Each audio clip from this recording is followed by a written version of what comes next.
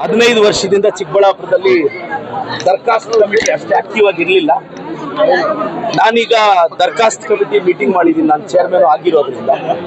So form 50, form 53, form 57. Form 50 ಅಂದರೆ ಏನು ಅಂದರೆ, ಯಾಕೆಂದರೆ ಕೆಲವರು ಈ ಜನರೇಷನ್ ಹುಡುಗರಿಗೆ ಅದು ಐಡಿಯಾ ಇರಲ್ಲ.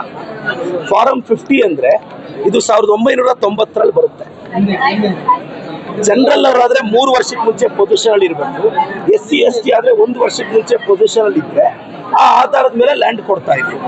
ನೆಕ್ಸ್ಟ್ 1997 ಅಲ್ಲಿ ಫಾರಂ 53 ಅಂತ ಬಂತು. 53 ಬಂದಿದ್ದು 97 ಅಲ್ಲಿ.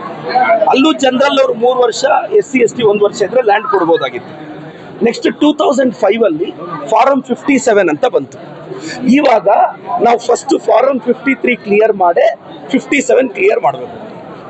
ಜಮೀನ್ ಇಲ್ಲದೆ ಇರೋದು ಅವ್ರು ಉಳಿಮೆ ಮಾಡಿಕೊಂಡು ಜಮೀನ್ ತಗೊಳ್ಳೋದು, ಅಂದ್ರೆ ಸರ್ಕಾರ ಅವ್ರಿಗೆ ಅಲಾಟ್ ಮಾಡೋದು.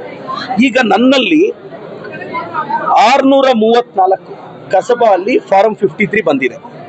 ನಂದಿಯಲ್ಲಿ 1048 ಬಂದಿದೆ. ಮಂಡಿಕಲಲ್ಲಿ 592 ಬಂದಿದೆ ಫಾರಂ 53. ಫಾರಂ 57 ಕಸಬಾ ಅಲ್ಲಿ 2909 ಬಂದಿದೆ. ನಂದಿಯಲ್ಲಿ 3786 ಬಂದಿದೆ. ಮಂಡಿಕಲ್ಲಲ್ಲಿ 4819 ಬಂದಿದೆ. ಮಂಚೇನಹಳ್ಳಿ 512 ಫಾರಂ 53, 2466 ಫಾರಂ 57 ಬಂದಿದೆ.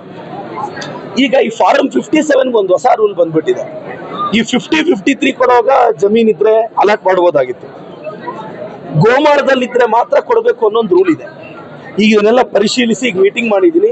ನಾನು ಚಿಕ್ಕಬಳ್ಳಾಪುರದ ರೈತರಿಗೆ ಭರವಸೆ ಕೊಡ್ತೀನಿ, ಇನ್ನೊಂದು ತಿಂಗಳಲ್ಲಿ ಇನ್ನೊಂದು ಮೀಟಿಂಗ್ ಮಾಡ್ತೀನಿ.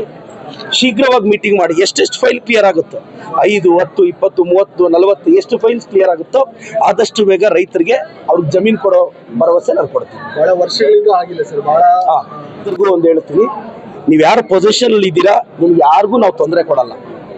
ನಿಮ್ಗೆ ಯಾರಿಗೀಗ ಲೀಗಲಿ ಗ್ರಾಂಟ್ ಮಾಡಬೇಕು ಬೇಗ ಗ್ರಾಂಟ್ ಮಾಡ್ಬಿಡ್ತೀನಿ. ನಾನೀಗ ಇನ್ನೊಂದು ತಿಂಗಳಲ್ಲಿ ಫಾರಂ 53 ಕ್ಲಿಯರ್ ಮಾಡಕ್ಕೆ ಹೇಳಿದ್ದೀನಿ.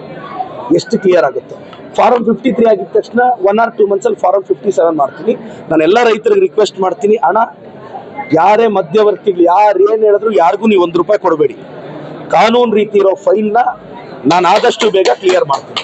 ಇದು 15 ವರ್ಷ ಆಯಿತು ಈ ಕಮಿಟಿ ಮಾಡಿ, ಇವಾಗ ಮೊದಲನೇ ಸಲ ಮಾಡಿದ್ದೀನಿ. ಬಡವ್ರ ಬಗ್ಗೆ ನಮಗೆ ಕಾಳಜಿ ಇದೆ, ನಮ್ಮ ಸರ್ಕಾರ ಕಾಳಜಿ ಇದೆ. ಬಡವರಿಗೆ ತುಂಬಾ ಫೈಲ್ಸು ಕ್ಲಿಯರ್ ಮಾಡ್ತೀನಿ, ನನಗೆ ನಂಬಿಕೆ ಇದೆ ಸರ್. ಸರ್ಕಾರ ಸುಭದ್ರವಾಗಿದೆ ಸರ್, ಎಲ್ಲ ಕಿತ್ತಾಟದಲ್ಲೇ ಬಡವಾಗಿದೆ, ಅಭಿವೃದ್ಧಿ ಹಿನ್ನಡೆ ಆಗ್ತಿದೆ ಅನ್ನೋದು ಬಿಜೆಪಿಯವರ ಆರೋಪ. ಈಗ ಅಭಿವೃದ್ಧಿ ಹಿನ್ನಡೆ ಆಗಿದ್ರೆ ನನಗೆ 50 ಕೋಟಿ ಅನುದಾನ ಕೊಟ್ಟಿದ್ದಾರೆ.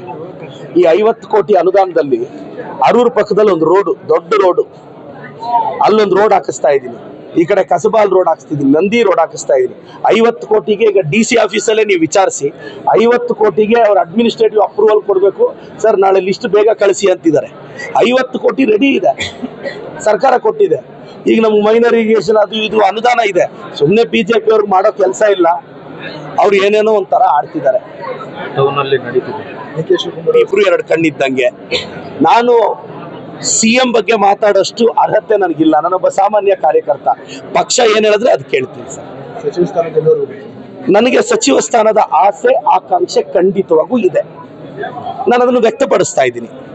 ಕೊಡೋದು ಬಿಡೋದು ಪಕ್ಷಕ್ಕೆ ಬಿಟ್ಟಿದ್ದು. ನನಗೆ ನಂಬಿಕೆ ಇದೆ. ಯಾಕೆ? ಯೂತ್ ಕೋಟಾ ಅಲ್ಲಿ, ಜೈಂಟ್ ಕಿಲ್ಲರು, ಸಮುದಾಯದ ಕೋಟಾದಲ್ಲಿ ಒಳ್ಳೇದು ಬರ್ಬೋದು ಅನ್ನೋ ಭರವಸೆ ಇದೆ. ನಾನು ಜನರ ಮಧ್ಯೆ ಇದ್ದೀನಿ, ಅವ್ರ ಕಷ್ಟ ಕೇಳ್ತಿದ್ದೀನಿ, ನನಗೆ ಭರವಸೆ ಇದೆ. ಕೊಡದೇ ಇದ್ರು ನನ್ನ ಸ್ನೇಹಿತರು ಯಾರಾದರೂ ಮಿನಿಸ್ಟರ್ ಆಗ್ತಾರೆ, ಅವ್ರ ಪ್ರಮಾಣ ವಚನಕ್ಕಾದ್ರೂ ಹೋಗ್ತೀನಿ. ಮತ್ತೆ ನಾವು ಚಿಕ್ಕಬಳ್ಳಾಪುರ ಜಿಲ್ಲೆಯ ಕಾಂಗ್ರೆಸ್ MLAಗಳು ಒಟ್ಟಾಗಿದ್ದೀವಿ. MC ಸಾಹೇಬರು, ಸುಬ್ಬಾರೆಡ್ಡಿ ಸಾಹೇಬರು, ನಾನು.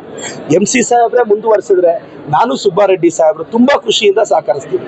ಸುಬ್ಬಾರೆಡ್ಡಿ ಸಾಹೇಬ್ರಿಗೆ ಅವಕಾಶ ಸಿಕ್ಕಿದ್ರೆ ನಾನು MC ಸಾಹೇಬರು ಸಹಕರಿಸ್ತೀವಿ. ನನಗೆ ಖಂಡಿತವಾಗೂ ಸಿಕ್ಕಿದ್ರೆ ಅವರಿಬ್ರು ನನಗೆ ಸಹಕರಿಸ್ತಾರೆ. ನಾವೆಲ್ಲರೂ ಒಂದಾಗಿದ್ದೀವಿ. ಇದು ಭದ್ರಕೋಟೆ ಅಂತ ಮತ್ತೊಮ್ಮೆ ಪ್ರೂವ್ ಮಾಡ್ತೀವಿ ಸರ್.